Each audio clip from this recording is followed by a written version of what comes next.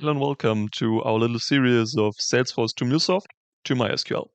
If you've watched our other videos on this topic, we connected Salesforce to Mulesoft in one and then used CDC for getting information from Salesforce to Mulesoft. And in another video, we showed you how this information you get in Mulesoft then can be sent into a MySQL database for this case. This is today where we will begin, so if you haven't watched any of the other videos and are unfamiliar with the context of it, please revisit those. There will be reference down below. Alright, jumping into our use case, it hasn't changed from the last time, so we are still on the account object in Salesforce, and we want to use our billing data to be synchronized to our database. So for now, we only inserted statements from Salesforce. So anytime a new record was created or updated in Salesforce, a CDC message was sent. And this message then was translated from Mulesoft to an insert statement in the MySQL database. Of course, this means that we would have duplicate records because anytime a record would be updated in Salesforce, Mulesoft would insert a new record in MySQL. This is not what we want. This is why we're upgrading today to make this as robust as possible so that we check back from Mulesoft if the record is already on the database. And if it is, we don't want to insert the statement, we want to update it. So this is what we are going to do today. At the bottom of your screen, you again see the namings of the fields on the left side in Salesforce, and the left side in Salesforce, and the right side in the MySQL database, just so we don't get confused here. In the process today, we will also show you the select query statement for Salesforce. But without any more explaining, we will jump right into our flow here because we have a lot to uncover. What you will see and what is a little bit different to this flow for the last time, there's a set variable here. This is just so we can save the initial payload that comes in through Salesforce because the payload will get changed, but we want still to have this information from the beginning somewhere to access it later. Okay, so as I told you, we want to select. So we want to see if this record that is now coming in from Salesforce, if this record is already in our database. We'll just use one of our connectors here.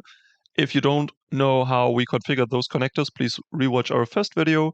So there will be the information on that.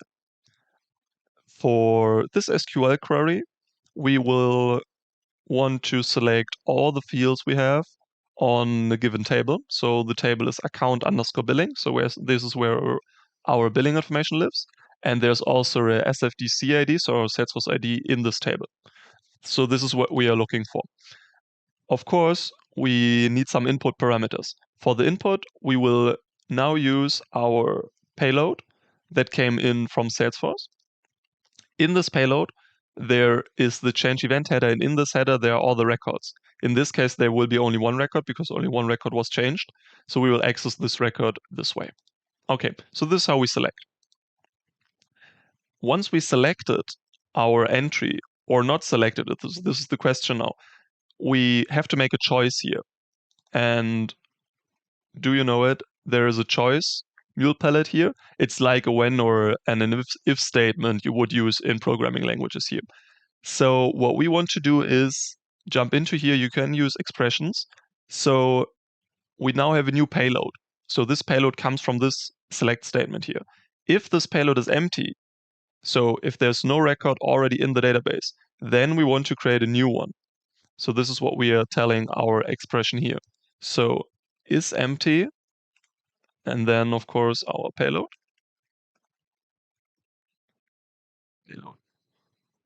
And then switch to, is empty payload.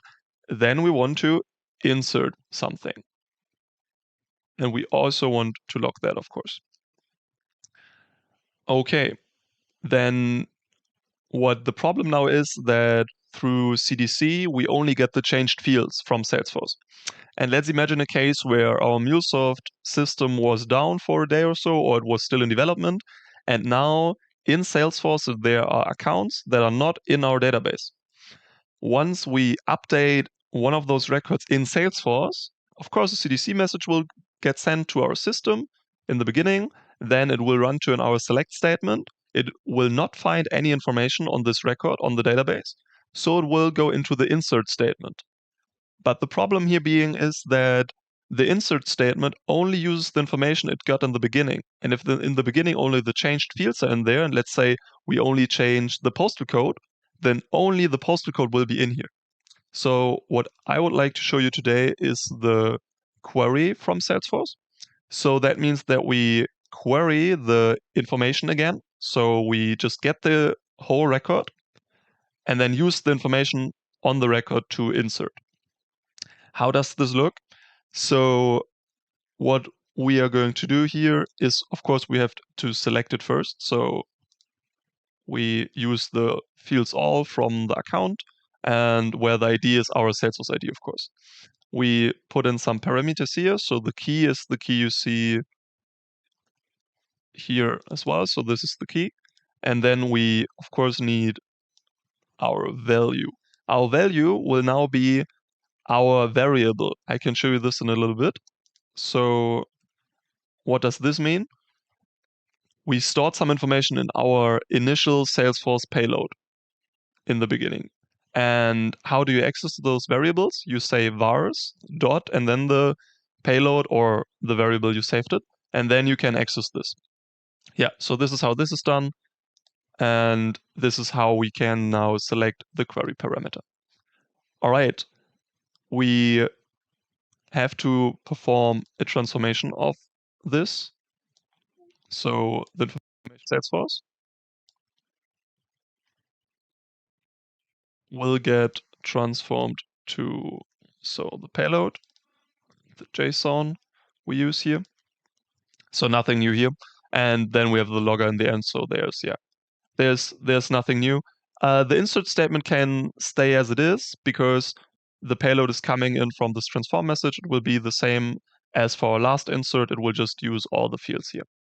Okay, what we are going to do now is go to the default. So what is the default in this case? Of course, the default is an update. The upper one is the insert and the lower one is the update now.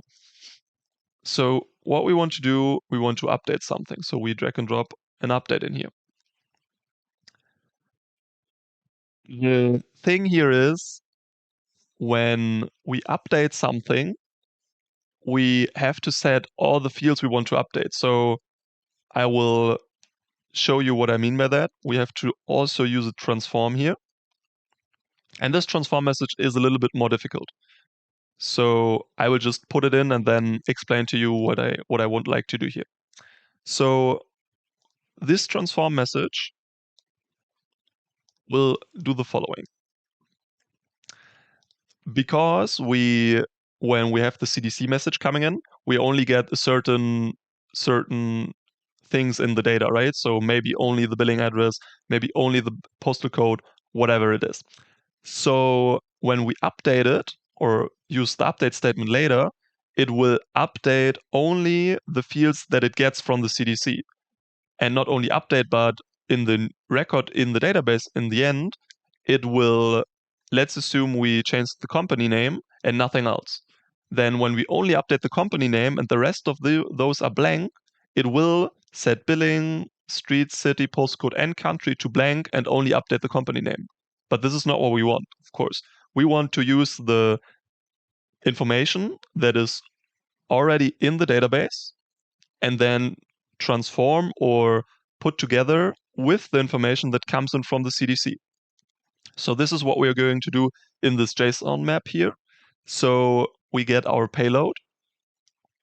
And now we look into our variable. So we look into our variable we set in the beginning and see if, for example, the company name is in there. And it will only be in there if it is changed. So if it's not changed, then we say, okay, if it's empty, then there is a default for this. The default will be the company name. And the company name, this is from the payload we got from our select statement here. So we just combine the information from our select statement with the information from our CDC, information that it comes in through Salesforce. So this is everything that is getting done in here. All right. Then we will jump into our update query. What do we want to update? We want to update our account billing. So let me set this, update account billing. Then, of course, all the fields. And where do we want to do this? Of course, for Salesforce ID. Then we need some input. This will be, as expected, let's switch to expression mode here and show it here. So this is, as before, we access the payload. Because the payload comes in as a list, we will use the first one in there. And we know that there's a limit on there, so there can only be one. So yeah, this is the first one that is in the list and the only one, of course. And then we update all the information that is in the database. And this is how you can have a single entry in your database connected to a Salesforce environment and be sure that there's only a single entry in here.